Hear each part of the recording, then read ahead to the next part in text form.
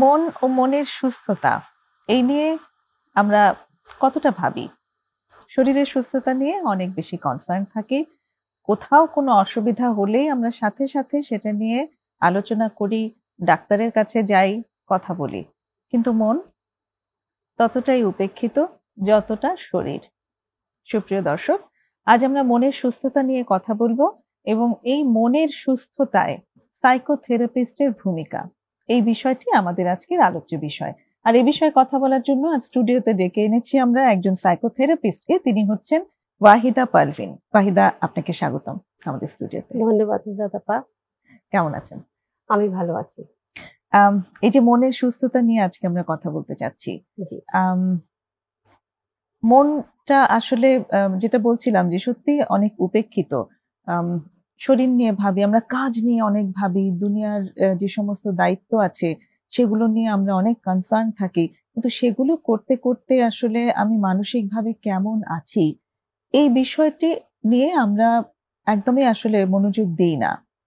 এবং এই জায়গাটিতে যারা মনোযোগ দেয় তাদেরকেও সামাজিকভাবে এখনো বেশ হেয় করে দেখা হয়। একদম একদম। এই বিষয়টি সম্পর্কে আগে আমি আপনার কাছে জানতে চাই। আমি কাজ করছি যেহেতু মনোবিজ্ঞানী হিসাবে একটা লম্বা সময় ধরে, এই জায়গাটা থেকে একটু সবার আগেই আমার বলতে হয় যে আসলে মানসিক স্বাস্থ্যটা কি সেটাই আমরা এখনো ঠিকমতো বুঝে উঠতে পারিনি। আমি মানসিক স্বাস্থ্যের ডেফিনেশনটা ওয়ার্ল্ড হেলথ অর্গানাইজেশনের মতে যেটা বলছে ওরা সেটা দিচ্ছি। তার আগে আমাদের জানা দরকার আসলে স্বাস্থ্য কি, আমরা কি জানি আমরা স্বাস্থ্যটা কি? হ্যাঁ প্লিজ, আমরা জানতে চাই আপনার কাছে। Thank you. অ্যাকচুয়ালি স্বাস্থ্য হচ্ছে আমাদের এমন একটা অবস্থা যেখানে আমার সামাজিকভাবে, মানসিকভাবে এবং আরো অন্যান্য এরিয়াতে শারীরিকভাবে সুস্থ থাকতে হবে। অর্থাৎ একজন মানুষ খুব হেলদি, স্বাস্থ্য ভালো বা তার শরীরে কোনো অসুখ নেই তার মানেই যে সে ভালো স্বাস্থ্যের অধিকারী তা বলা যায় না, বা সুস্থ সেটা বলা যায় না। আচ্ছা আচ্ছা। তো স্বাস্থ্য জানার পরে আমরা এখন জানতে পারি যে আসলে মানসিক স্বাস্থ্য কি। মানসিক স্বাস্থ্যের আসলে মূল তিনটা জায়গা আমরা খুব বলি যে কখন আমরা মনে করবো যে হ্যাঁ আমার মানসিক স্বাস্থ্য খারাপ। একটা হচ্ছে যে আমাদের ডেইলি যে কাজ, অর্থাৎ প্রতিদিনই আমাদের প্রত্যেকেরই কিছু রোল আছে সোসাইটিতে। স্টুডেন্টদের পড়াশোনা, যারা সার্ভিস করছে তাদের কাজ করা, যারা ঘরে আছে ঘর করা। তো এই যে যে কাজগুলো আমাদের এভরিডে, সেই কাজগুলো ঠিক মতো করতে পারা। তাছাড়া আরেকটা খুব ইম্পর্টেন্ট ক্রাইটেরিয়া হচ্ছে আমাদের ডেইলি লাইফে কিছু চাপ বা স্ট্রেস থাকেই, সেগুলো কিন্তু আমরা প্রতিনিয়তই সমাধান করে থাকি। সেটার জন্য আমাদের চট করেই কোনো একজন সাইকোলজিস্টের কাছে যেতে হচ্ছে না। আচ্ছা।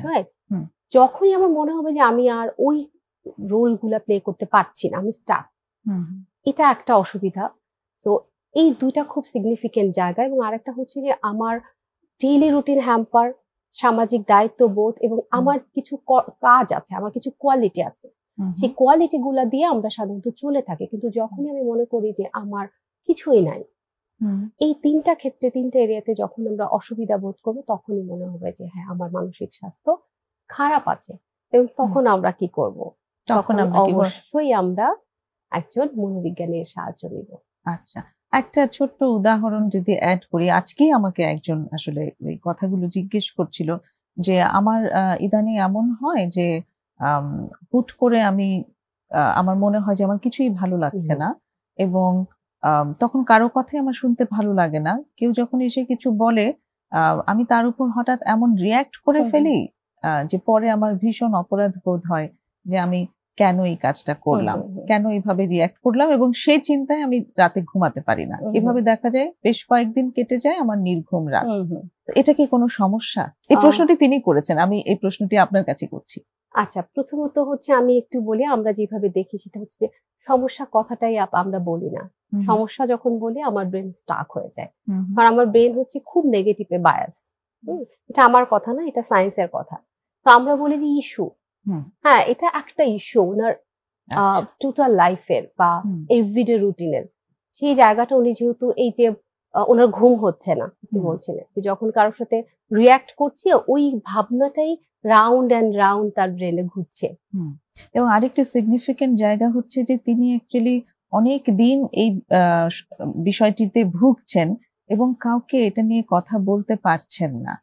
আমাকে হঠাৎ পেয়ে ওনার কাছে মনে হয়েছে যে এই প্রশ্নটা আমি একটু করে দেখি। খুবই ভালো একটা পয়েন্ট বলেছেন আপা। থ্যাংক ইউ ওনাকে, যে আপা আপনাকে এই কথাটা বলেছে, যে সে আপনাকে রিলায়েবল মনে করেছে, সে কথাটা আপনাকে বলেছে। সো এই যে আপনাকে যে সে বলতে পেরেছে, এমন কোন একটা কোয়ালিটি বা এমন কোনো একটা কমফোর্ট জোন আপনি দিয়েছেন, আপনি কনসিয়াসলি বা আনকনসিয়াসলি সে বলতে পেরেছে। এবং কিন্তু তার ভেতরে একটা বাধা কিন্তু এতদিন ধরে কাজ করেছে। রাইট, বাধা তো অবশ্যই। কারণ আমি এবার একটু মনোবিজ্ঞানীর রোলটা নিয়ে বলতে চাই। সেটা হচ্ছে যে যদি খুব খেয়াল করি যে আমাদের সোসাইটিতে এই ধরনের অনেকেই অনেক ধরনের অসুবিধার মধ্যে দিয়ে যাচ্ছে বা ইস্যুস ফেস করছে। একটু মনোবিজ্ঞানীর রোলে যাওয়ার আগে কি এই বাধাগুলো নিয়ে আমরা কথা বলতে পারি, যে এই যে তিনি এত একটা বাধা ফিল করলেন এবং এই যে তার যে বিষয়টার ভেতর দিয়ে যাচ্ছেন, এটা কি কোনো ইস্যু কিনা? আপনি যেভাবে বললেন ওনার ভাষায় এটি সমস্যা, আপনি যেটাকে বললেন যে আমরা ইস্যু বলতে পারি, এটা যে মানে এটাও কিন্তু উনি বুঝতে পারছেন না। তো এই জায়গাটা কি আগে একটু আমরা অ্যাড্রেস করতে পারি কিনা, যে কি বাধা আসলে উনি ওনারা ভেতর থেকে ফিল করেন? একদম। আবার যদি ওনার কেসটাই আমি একটু কেস নাম করেই বলছি, ওনার কেসটা যদি দেখি যে উনি হঠাৎ করে রেগে যাচ্ছেন, এবং তারপরে একটা কারোর সাথে হয়তো বা সে একটু বিহেভিয়ারাল জায়গাটাতে তার অসুবিধা হচ্ছে, হয়তো বা অ্যাঙ্গার দেখাচ্ছে, রাইট, এবং পরবর্তীতে তার কিন্তু আবার খারাপ লাগছে, সেটা আবার সে মনেই করছে, সারাক্ষণ তার ব্রেন তাকে মেসেজ দিচ্ছে, সেটা অবশ্যই আপা তার ডেইলি রুটিন হ্যাম্পার করছে, রাইট। যেহেতু সে ওভারকাম করতে পারছে না, এরকম আমাদের অনেক সময় হয়, কিন্তু আমরা সাধারণত ওভারকাম করতে পারি। যখনই আমি করতে পারছি না, তার মানে আমি অসুবিধায় পড়েছি। একটু আপা এই জায়গাটা জানার জন্য তার হিস্ট্রিটা জানতে হবে। এটা হঠাৎ করে তার লাইফে চলে আসে নাই, এটাকে আমরা বলি ওভার থিঙ্কিং। আরো একটা টার্ম আমরা সাইকোলজিতে বলি ন্যাট, এনএটি, নেগেটিভ অটোমেটিক থট। সে চাচ্ছে না, কিন্তু রাউন্ড অ্যান্ড রাউন্ড যেটা বলো, যে ভাবনাটা তার ব্রেনে ঘুরছে এবং তার ডেইলি রুটিন হ্যাম্পার হচ্ছে। এবং এইভাবে যদি চলতে থাকে, তাহলে যেটা হবে যে সে তার যে রোলটা সেটা তো প্লে করতে পারবেই না, এবং ফিজিওলজিক্যাল কিছু ইস্যুসও তার মধ্যে আসবে। তার খাওয়া নষ্ট হবে, তার ঘুম নষ্ট হবে, তাহলে তো তার শরীরটাও খারাপ করবে, রাইট। সো তার হিস্ট্রিটা জানতে হবে, তাকে অবশ্যই একজন সাইকোথেরাপিস্টের কাছে যেতে হবে। তার মানে হচ্ছে এই বিষয়টি তার মনের সুস্থতা একটা ব্যাঘাত ঘটাচ্ছে, এবং তার এই বিষয়ে তিনি কোনো সাহায্য নিতে পারেন, কোনো সাইকোথেরাপিস্টের কাছে সাহায্য নিতে পারেন। ওই জায়গাটা নিয়ে আমি একটু আনতে চাই যে এই যে উনি এতদিন বলতে পারলেন না কাউকে, এই বাধাটা কি আসলে? বাধাটাই তো আসলে আমাদের প্রচলিত সমস্যা, অর্থাৎ মিথ যেটাকে আমরা বলি, যে কেন আমরা কাউকে বলতে পারছি না বা সাইকোথেরাপিস্টের কাছে যাব, এই যে এটাই একটা বড় মিথ। মনোবিজ্ঞানীর কাছে যাবা কেন? খুব খুব কমন একটা টার্ম, যেটা আমি ইউজ করতে আমি পছন্দ করি না, কিন্তু বোঝার সুবিধার্থে বলছি, যে কেন তুমি কি পাগল হয়ে গেছো, তোমার কেন যেতে হচ্ছে? এটা একটা সাইকোথেরাপিস্টের কাছে গিয়ে একটা অজানা মানুষের কাছে আমি কি বলবো? একটা অচেনা মানুষকে আমি আমার মনের কথা বলতে পারবো? বলতে তো পারবো না। শুধু শুধু টাকা খরচ, মানি ওয়েস্ট হবে, শুধু শুধু সময় নষ্ট। এই যে আমি বলে যাচ্ছি সবগুলাই কিন্তু মিথ, সবগুলাই ব্যক্তি এইভাবে ভাবে। আরো অনেক কিছু আছে, আমি যে যাব, সে তো কিছু করতে পারবে না, সে কি আমাকে ভালো করে ফেলতে পারবে? সে তো ম্যাজিক্যাল কিছু করতে পারবে না, তাহলে আমি কেন যাব? সবচেয়ে ইম্পর্টেন্ট হলো সে কিন্তু তার ফ্যামিলির অন্যান্য যে ব্যক্তিরা আছে তাদের কাছেই বলতে পারবে না যে আমাকে একটু সাইকোথেরাপিস্টের কাছে যেতে দাও বা আমার যাওয়া দরকার। আমরা সাধারণত এইভাবে বুঝাই যে আমার জ্বর উঠলে 105, 104, কি করি? ডক্টরের কাছে যাই। আমার হাত ভেঙে গেছে, অবশ্যই আমি ডক্টরের কাছে যাব, হাতের প্লাস্টার করা হয়, পা ভেঙে গেলে পায়ের প্লাস্টার করা হয়। কিন্তু হোয়াট অ্যাবাউট মন? আমার মনেরও জ্বর ওঠে, আমার মনেরও হাতটা ভাঙে, তখন আমার অবশ্যই একজন সাইকোলজিস্টের কাছে যেতে হবে। একটা মানে এরকম ভাবেও যেমন বলা হয় যে মন আবার খারাপ হওয়ার কি আছে, একদম যে তুমি তোমার নিজের মনকে নিজে সাপোর্ট দিতে পারছো না, তার মানে তুমি দুর্বল। এই বাধাগুলো আসলে ভীষণ কাজ করে। যিনি আজকে আমার সাথে শেয়ারিং করছিলেন তার ভেতরেও নিশ্চয়ই এরকম, আমার আসলে সময় হয়নি তার সাথে অতটা ইনডেপথে কথা বলবার, কিন্তু নিশ্চয়ই এই ধরনেরই কিছু বাধা তারও ভেতরে কাজ করেছে। এবং আমি আরেকটু অ্যাড করতে চাই, আমরা কি একটা বিরতি নিয়ে এসে তারপর সেটা শুনতে পারি? প্লিজ। প্রিয় দর্শক, একটা বিরতি নিচ্ছি, সঙ্গেই থাকুন।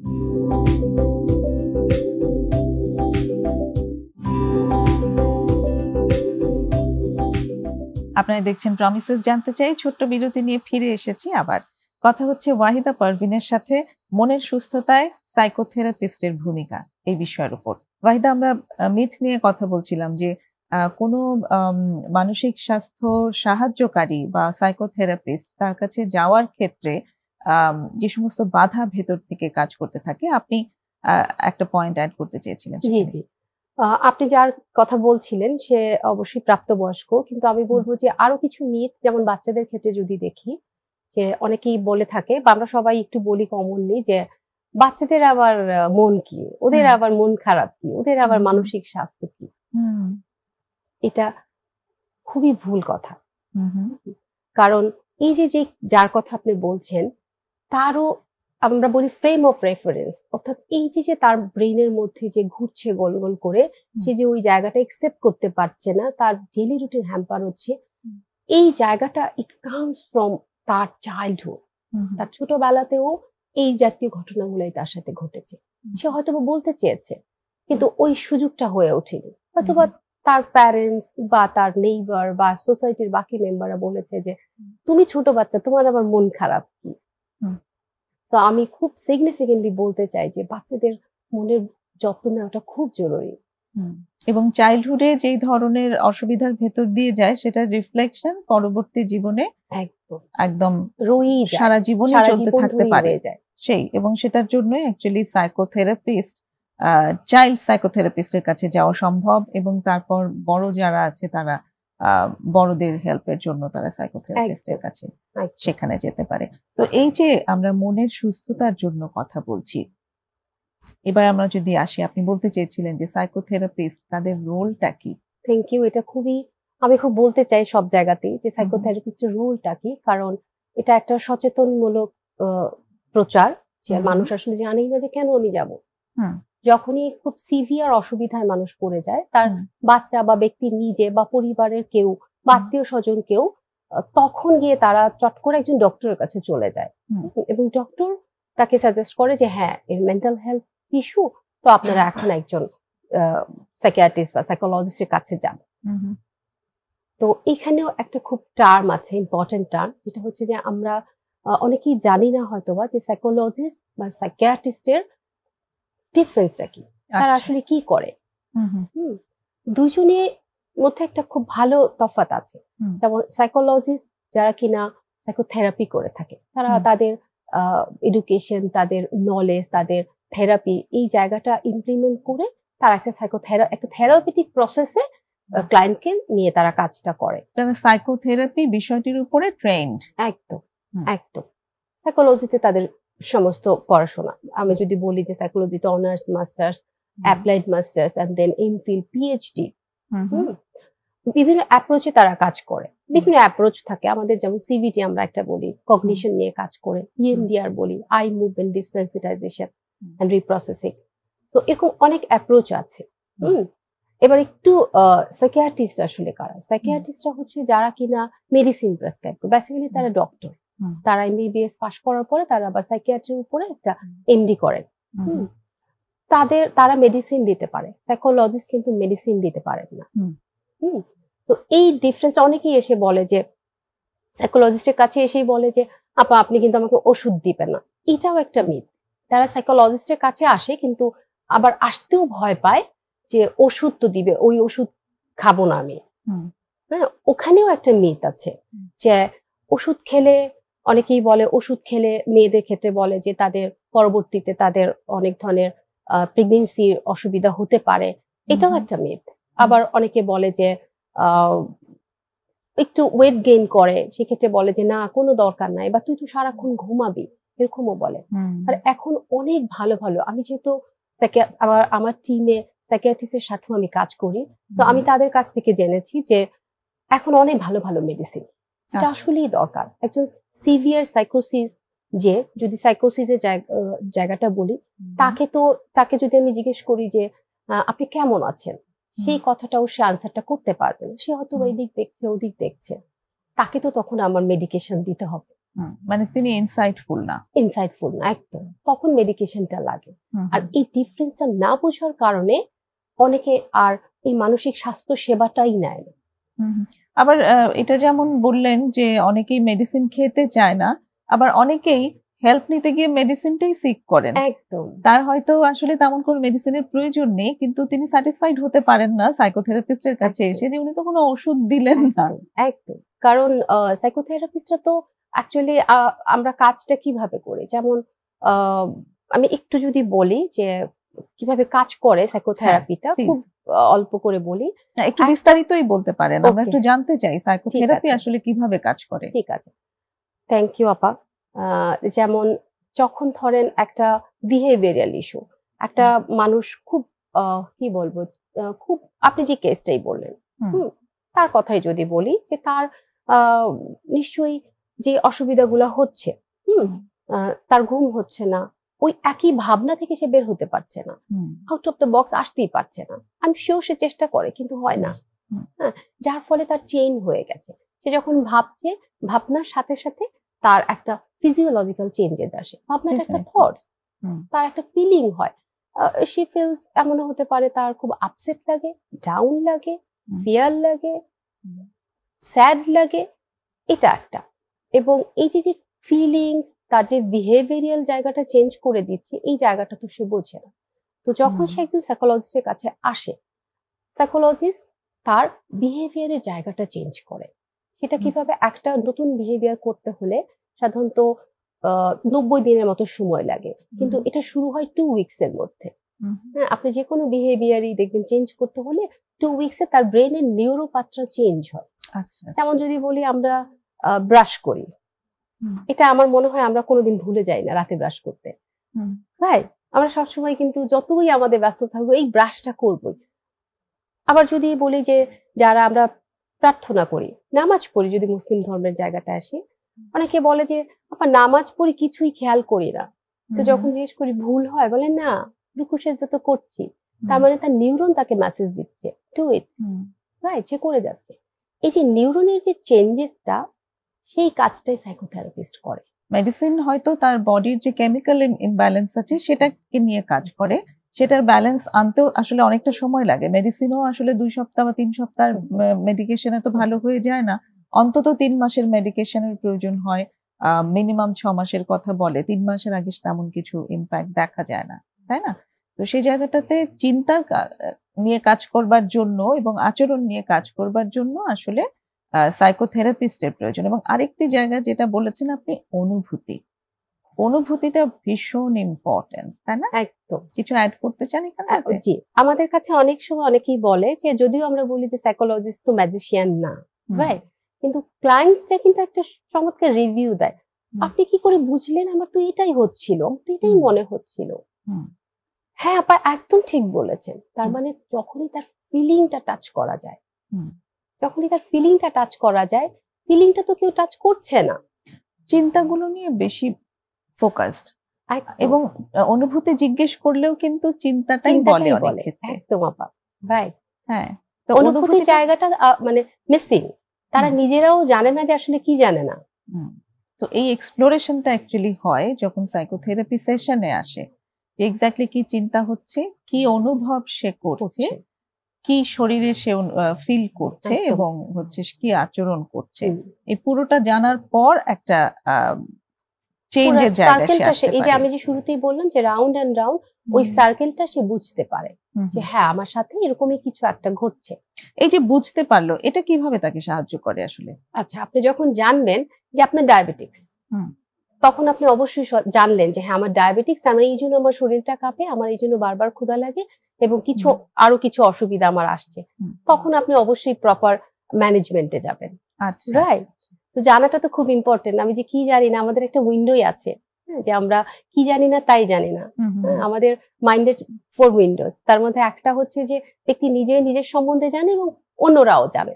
যেমন আমি চশমা পরেছি, এটা আপনিও দেখতে পাচ্ছেন, আপনি জানেন, এটা আমরা ওপেন এরিয়া বলি। হ্যাঁ, আমার অনেক ইনফরমেশন আছে যেটা আসলে আপনি জানেন না, বা আপনার অনেক ইনফরমেশন যেটা আমি আসলে জানি না, রাইট? আবার আমার অনেক কিছু যেটা আসলে আপনি জানেন, আমি জানি না।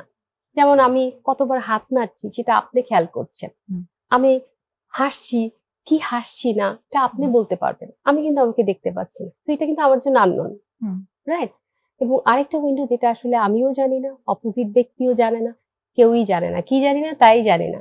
তো এটা এক্সপ্লোর করার জন্য আসলে আমাদের সাইকোলজিস্টের কাছে যেতে হয়। ওকে, অনেক ধন্যবাদ। আরেকটা বিরতির সময় হয়ে এলো, ফিরে এসে আবার কথা হচ্ছে।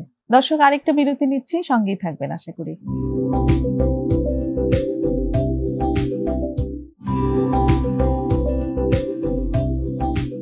চলছে প্রমিসেস জানতে চাই। আপনারা দেখছেন ওয়াহিদা পারভিনের সাথে আলাপ, মনের সুস্থতায় সাইকোথেরাপিস্টের ভূমিকা এই বিষয়ের উপর।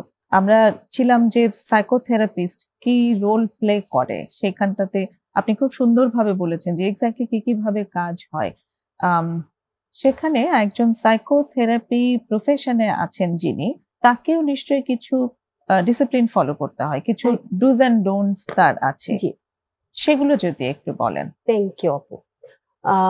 ডুজ এন্ড ডোন্টটা জানাটা খুবই ইম্পর্টেন্ট, কারণ ক্লায়েন্টস বা ব্যক্তি মনে করে, যারা আসলে আসেন সাইকোলজিস্টের কাছে, তারা মনে করেন যে ওনার কাছে যাব, উনি তো সব বলে দিবে আমার রিলেটিভসকে। ইভেন বাচ্চাদের ক্ষেত্রে আমি এটা খুব পেয়েছি, যে আপনার কাছে যে আমি বলবো, আপনি তো মাকে বলে দিবে। আচ্ছা, তো সাইকোলজিস্টের খুব সিগনিফিকেন্ট, খুব বোল্ড আকারে আমি বলবো যে সাইকোলজিস্ট কনফিডেন্সিয়ালিটি মেনটেন করতে বাধ্য। তো কোনোভাবেই কোনো কনফিডেন্সিয়ালিটি ব্রেক হবে না। মানে ক্লায়েন্টের সাথে যে বিষয়গুলো আলাপ হবে সেগুলোর গোপনীয়তা রক্ষার দায়িত্ব একজন সাইকোলজিস্ট বা সাইকোথেরাপিস্ট, আমরা যেটাই বলি তার। এটা, এবং 3টা ক্ষেত্রে শুধুমাত্র আপু এটা ব্রেক করতে হয় আমাদেরকে। সেটা হচ্ছে যে যদি কোর্ট আমাকে বলে যে এই ব্যক্তির ইনফরমেশন আমাদের লাগবে, সেই ক্ষেত্রে যদি তার ভেতরে সুইসাইডাল কোনো থটস বা আইডিয়েশন থেকে থাকে, এবং ওই ব্যক্তি যদি কাউকে অ্যাবিউজ করেন বা সে অ্যাবিউজ হচ্ছে কারো দ্বারা, তখন আমাদেরকে এটা ব্রেক করতে হয়, কারণ সেফটি ফার্স্ট। ব্রেক করতে হয় বলতে কি করতে হয়? ব্রেক করতে হয় বলতে, যেমন আমাদের কাছে ভিকটিমও আসেন, আবার কেউ একজন অপরাধ করার পরে তার মনে হলো যে আমি অপরাধটা করেছি, সেও কিন্তু থেরাপিস্টের কাছে আসে। সেটা যদি আইন বিরোধী হয়, ক্রাইম হয়, তখন অবশ্যই কোর্ট বা পুলিশ আমাকে যখন ইনফরমেশন জানতে চাইবে, সেই জায়গাটা আমি জানাতে বাধ্য। এটা সুইসাইডাল কোনো টেন্ডেন্সি যদি থেকে থাকে, বা সে বারবার প্ল্যান করছে, বা তার ব্রেনে বারবার থটস আসছে যে সে সুইসাইড করবে, সেই জায়গা, বা সেলফ হার্ম। অনেকে সেলফ হার্মের টেন্ডেন্সিটা খুব বেশি, কিন্তু তারা তো বোঝে না, ওই ইনসাইটটা তাদের নাই যে একটা মানে অ্যাক্সিডেন্ট কিন্তু বেশি সময় লাগবে না তার ওইটা সুইসাইড, মানে সাকসেসফুলি সুইসাইডের ওই জায়গাটা হতে। সো ওইটাও তো একটা সেফটি ইস্যু। তখন আমার তার প্যারেন্টস বা তার পছন্দের মানুষ, যদি সে অ্যাডাল্ট হয়, 18 এর উপরে হয়, তখন আমরা বলি যে পছন্দের দুজন মানুষ যাদেরকে সে ট্রাস্ট করে, যাদেরকে সে বলতে পারে, বা অ্যাটলিস্ট নকটা করতে পারে যে আমার ভালো লাগছে না, I am not feeling okay. তো আমার থেরাপিস্ট বলেছে যে তোদেরকে একটা নক করতে। আবার ট্রাস্ট মি, তারা বেঁচে যাবে, বেঁচে যায়ও। সে চায় কমিউনিকেট করতে। তো ওই সেফ ওই জায়গাটা তখন আমার বলতে হয় তার প্যারেন্টস বা তার ওই ফ্রেন্ডকে, যে এই ধরনের কোনো কিছু হলে আপনার ওর ফোনটা পিক করবেন, চেষ্টা করবেন। সেই জায়গাটাতে আমাকে তখন এবং ওটা আমার ক্লায়েন্টকে বলতে হয় যে হ্যাঁ, আমরা এই 3টা ক্ষেত্রে শুধু এই কনফিডেন্সিয়ালিটিটা আমি রাখতে পারবো না, আদারওয়াইজ সমস্ত ইনফরমেশন আমাদের কনফিডেন্সিয়াল। আবার একটু সাথে অ্যাড করি, যেহেতু একজন সাইকোথেরাপিস্ট, আমাদের এডুকেশনটা বা পড়াশোনাটা একদম লাইফ লং, এবং আমাদেরকে সুপারভিশন নিতে হয়। ইভেন কোনো কেস যখন আমি প্রেজেন্ট করব, আমি কিন্তু ওই ব্যক্তির বা ওই ক্লায়েন্টের নামটাও বলতে পারবো না, আমরা একটা ছদ্মনাম ব্যবহার করি। ওকে, তো এটা আমি বলতে চাই, কারণ অনেকেই এই জায়গাগুলো জানেন না যে আসলে কি করে সাইকোলজিস্ট বা সাইকোথেরাপিস্ট আসলে কি করেন। এই গোপনীয়তার বিষয়টা নিয়ে অনেক কনসার্ন অবশ্যই থাকে, এবং সেটা আপনি সুন্দর করে বললেন যে অ্যাকচুয়ালি গোপনীয়তাটা রক্ষা করা এটা পেশাগত দায়িত্বের মধ্যে পড়ছে, এবং কোন 3টি জায়গায় আসলে এই গোপনীয়তা রাখা হবে না সেটিও ক্লায়েন্টকে আসলে জানিয়েই তারপর সেটা সেই তথ্যটি যে দেওয়া হচ্ছে তার অথরিটি হোক বা প্যারেন্ট হোক, সেটাও ক্লায়েন্টকে জানিয়েই তারপর সেটা করা হচ্ছে। চমৎকার। কোনো একজন মেন্টাল হেলথ প্রফেশনালের সাথে হয়তো একজন দেখা করেছে এবং ফিরে আসার পরে হয়তো সে বলে, মানে প্রফেশনালের কাছ থেকে হয়তো এরকম কোনো ফিডব্যাক এসেছে যে আচ্ছা আপনার এই সমস্যাটা থেকে বের হতে চান, তো তাহলে আপনি বরং একটু কাজ করুন, একটু নামাজ পড়েন বা একটু আপনি ব্যায়াম করেন, আমার মনে হয় আপনি এইভাবে করে সেখান থেকে বের হতে পারেন। এবং তিনি আসলে এইরকম একটা অ্যাডভাইস নিয়ে এসে খুব একটা ভালো বোধ করতে পারেননি। এরকম আসলে ব্যাপারটা কি? আমি একটু যদি সাইকোলজিস্টের রোল থেকেই বলি, যে যখন কেউ একজন, আমরা সাধারণ মানুষ, আমরা ছোটখাটো দোষ করে থাকি। যেমন যদি আমি একটু বাচ্চাদের কেস দিয়ে বলি, ছোট বাচ্চারা সে হয়তোবা দেখা যায় যে 3 বয়সে সে একটা মিথ্যা কথা বলেছে, বা হয়তোবা তার ফ্রেন্ডদের সাথে একটা মুভি দেখতে গেছে। এখন বাসায় আসার পরে তাকে বলা হলো যে তুমি মুভি দেখেছো, একটা সিনেমা দেখেছো, তো এটা তো তুমি খুব অন্যায় করে ফেলেছো, আমাদের ধর্মে সিনেমা দেখা যাবে না। ধর্মীয় জায়গাটা প্যারেন্টস বলতেই পারে, আমি ওই জায়গাটা আসছি না, কিন্তু যখন সাইকোথেরাপিস্ট বলবে যে এটা করা যাবে না, এটা কখনোই একজন সাইকোথেরাপিস্ট বলতে পারেন না। আচ্ছা আচ্ছা। এটা বলাই যাবে না যে না, এটা করা যাবে না, একটু নামাজ পড়লে ভালো লাগবে, ইট totally depends on that person. আচ্ছা, সে হয়তোবা একেবারেই ওই স্টেটে নাই, সে পারছে না। সাপোজ একজন ডিপ্রেশনের মানুষ বা ডিপ্রেশনের ক্লায়েন্ট যদি বলি, তার তো বিছানা থেকে হাত পা তুলতে মনে চায় না। তাকে যদি আমি বলি একটু হাঁটেন, একটু নামাজ পড়েন, একটু দৌড়দৌড়ি করেন, একটু বাইরে যান, সেটা কিন্তু আপা হবে না। এবং এখানেই মজা যে সাইকোথেরাপি এভাবে না। তাকে আমরা বলি যে শুয়ে শুয়ে কি করতে ভালো লাগে, একবার ভাবেন আগে। ওই ভাবেন মানে তার ব্রেনের নিউরো পাথটা চেঞ্জ হচ্ছে। What is your favourite task, কি করতে ভালো লাগে, তখন সে অবাক হয়। এই যে জায়গাগুলো, তার মানে সাইকোথেরাপির মানে এই যে কিছু মানুষ আসেন, তারা অ্যাডভাইস নিতে চান, অ্যাডভাইসের প্রত্যাশা করে আসেন, সাইকোথেরাপিতে কি সেটা দেওয়া হয়? একদমই না। সাইকোথেরাপিতে কোনো রকম অ্যাডভাইস আমরা দিব না। অর্থাৎ আমাদের কাজ হচ্ছে ক্লায়েন্টের সাথে থাকা। কেন অ্যাডভাইস দিই না আমরা? অ্যাডভাইস আসলে আমরা সবাই দেই, সাইকোথেরাপিস্ট ছাড়া বাকি সবাই আমরা অ্যাডভাইসই দেই। প্যারেন্টস ডোন্ট, স্কুলেও ডোন্ট, হ্যাঁ, এবং ফ্রেন্ডরা তুই এটা করেছিস দেখেই তোর সাথে এটা হয়েছে, তোরই দোষ, বা তুমি এটা না করলে মনে হয় ওইটা হতো, আমি আগেই বলেছিলাম। তো অ্যাডভাইস নিতে নিতে ব্যক্তির যে অসুবিধা, তার যে ডিসকমফোর্ট, তার যে চাওয়া, ওই যে ফিলিংসটা এত বেশি ওইটা লেয়ারে লেয়ারে আপা ঠেকে যায় যে সে তখন অস্থির হয়ে যায়। এবং তখনও যদি আবার সাইকোথেরাপিস্ট যদি তাকে বলে যে তুমি এটা করো না, সে তো জানে। একজন, যেমন আমি বলি, একজন স্মোকিং ছাড়তে চাচ্ছে, আমার কাছে এসেছেন কিছুদিন আগে। তো স্মোকিং করলে কি অসুবিধা সে জানে, রাইট? এটা সবাই বলছে তাকে। এখন আমিও যদি বলি যে হ্যাঁ স্মোকিং করা যাবে না, তাহলে তো সে আর আমার সাথে কানেকশনটা বিল্ড আপ হবে না। আচ্ছা, সাইকোথেরাপিতে র্যাপো বিল্ডিং বলে একটা কথা আছে, যেটা খুব ইম্পর্টেন্ট। আচ্ছা, কিভাবে এটা মানে এই যে এখানে স্মোকিং এর কথাটা আপনি আনলেন, এখানে অ্যাকচুয়ালি সাইকোথেরাপি কিভাবে কাজ করে? স্মোকিং বা যে কোনো বিহেভিয়ার যদি কেউ ছাড়তে চায়, যে হ্যাঁ আমি এই বিহেভিয়ারটা করতে চাই না, আমি হাঁটতে চাই, আমি পারছি না, আমি স্মোকিং করে আমি ছাড়তে চাচ্ছি, কারণ আমি আসলে আর কন্টিনিউ করতে চাচ্ছি না। তো ওই যে আপা আমি আগেও একটা কথা বলেছি যে যে কোনো বিহেভিয়ার চেঞ্জ করার জন্য নিউরনের সাথে কানেকশনটা খুব জরুরি। খুব ছোট আকারে শুরু করতে হয়। আমরা এটাকে বলি সিস্টেমিক ডিসেনসিটাইজেশন। অর্থাৎ আচ্ছা ঠিক আছে, চট করে তাকে বললেই তার কিছু উইথড্রল বিহেভিয়ার বা উইথড্রল সিনড্রোম চলে আসবে। স্মোকিংটা সাডেনলি বন্ধ করে দেখা যাবে যে সে এত, তার ফিজিওলজিক্যালিও খারাপ লাগছে, মেন্টালিও এত খারাপ আছে, ভায়োলেন্স ক্রিয়েট করতে পারে, এরকম আর অনেক কিছু হতে পারে। এবং তখন দেখা যাবে, রাইট, তখন দেখা যাবে একটা সিগারেট সে হয়তো বা দিনে খেতো বা 2টা, সেখানে সে হয়তো বা ওই দিন আরো বেশি খেয়ে ফেললো। তো তাহলে তো কাজটা আসলে হলো না। সিস্টেমিক ডিসেনসিটাইজেশন আমরা যেটা করি, আমরা খুব গ্রাজুয়ালি তাকে ওই জায়গাটাতে রিচ করাই। প্রথম 2 উইকস যদি সে একটা করে চেষ্টা করা যে একটা করে সে সিগারেট নেবে, এটা একটা হতে পারে। আর এরিয়াটা খুঁজে বের করা যে কখন কখন ট্রিগার হয়। ক্লায়েন্ট নিজেই সুন্দর মতো বলে যে আমি তো টং দোকানের পাশ দিয়ে যখন যাই তখন আমার আর ভালো লাগে না পা, যখন আমার ফ্রেন্ডরা খাচ্ছে আমার তো তখন আর ভালো লাগে না পা। তো যে রিল্যাক্স করার যে জায়গাটা, ওই জায়গাগুলা যখন সে নিজে বুঝতে পারে, তাকেই আমরা আস্ক করি যে তাহলে কিভাবে এই জায়গাগুলা থেকে বের হওয়া যায়।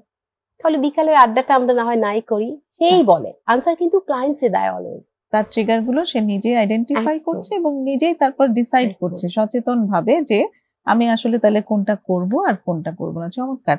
বাকিটা আরেকটা বিরতির সময় হয়ে এসেছে, এসে আবার কথা বলছি। প্রিয় দর্শক, আরেকটা বিরতি নেব, আশা করি আমাদের সাথেই থাকবেন।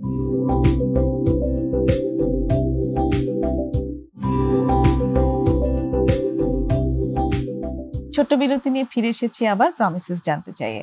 আজ কথা হচ্ছে ওয়াহিদা পারভিনের সাথে মনের সুস্থতায় সাইকোথেরাপিস্টের ভূমিকা এই বিষয়ের উপর।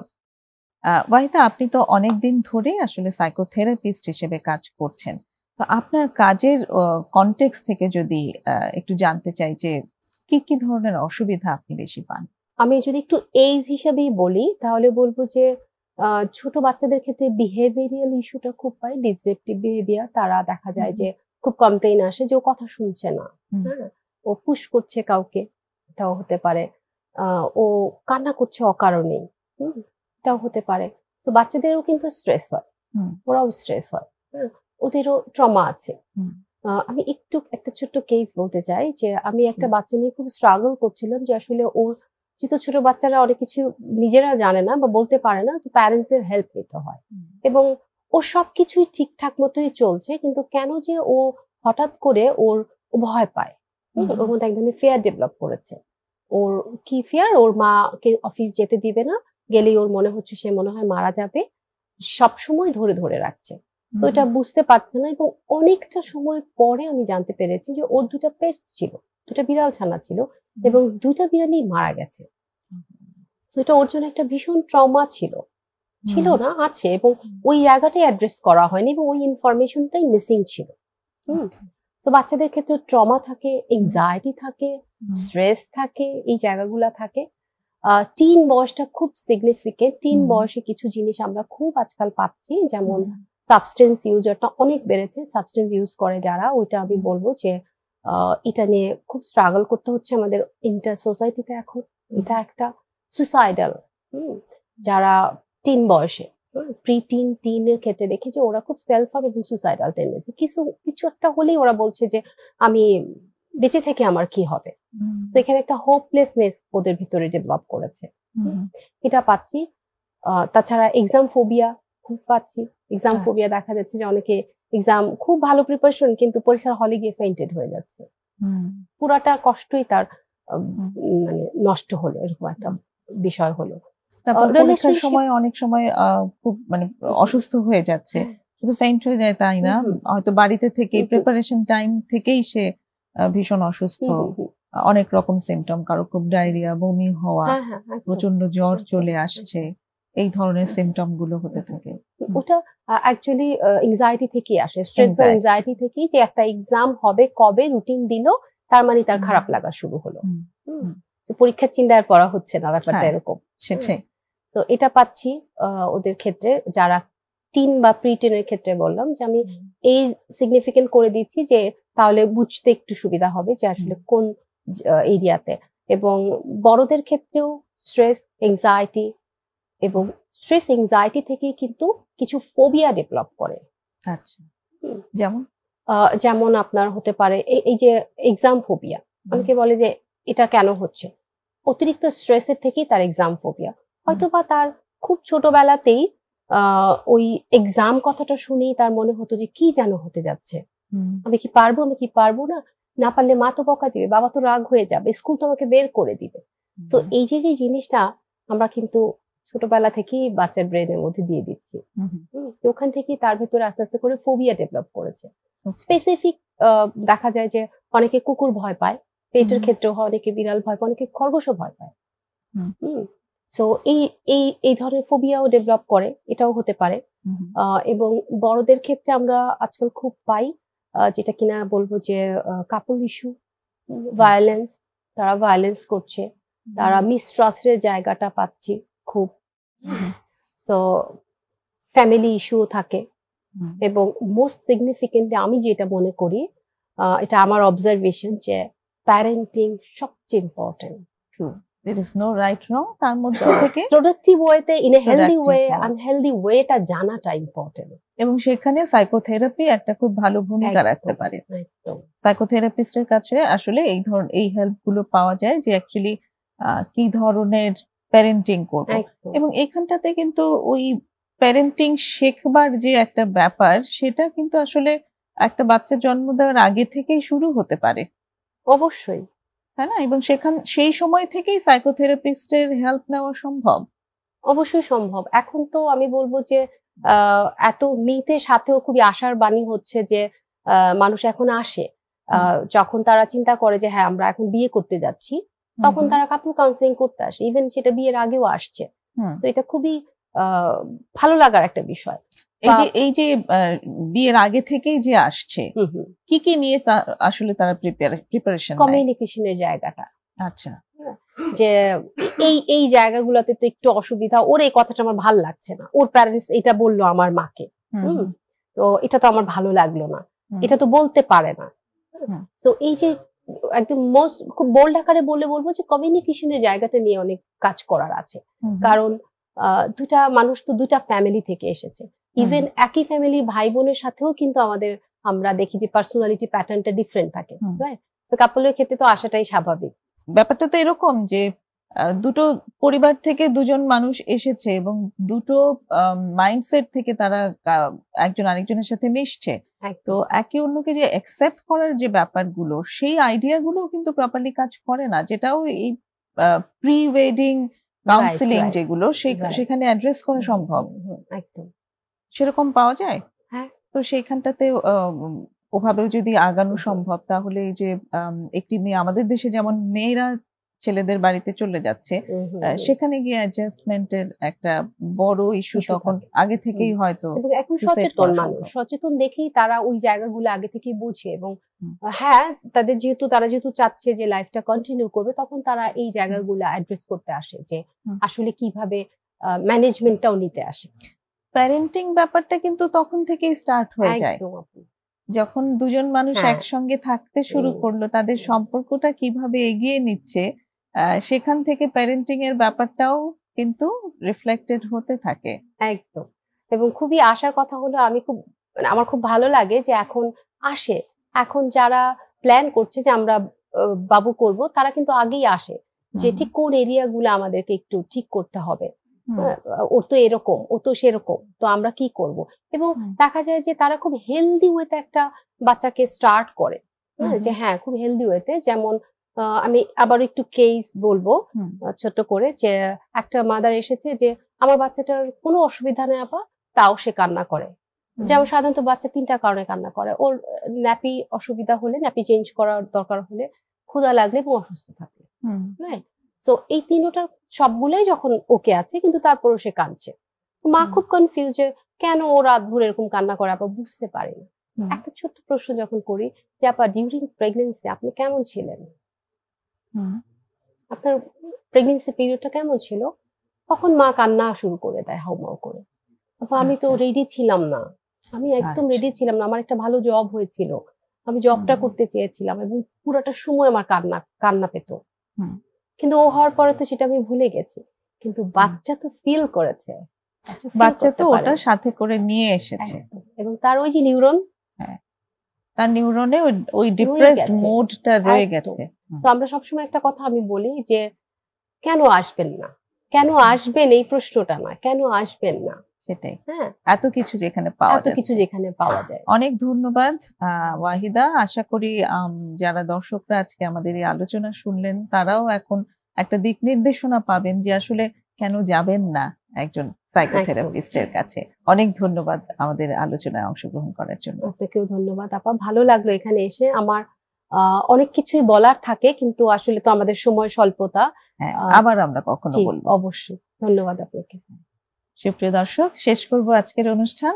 আশা করি আগামী অনুষ্ঠানেও আমাদের সাথে থাকবেন। খোদা হাফেজ।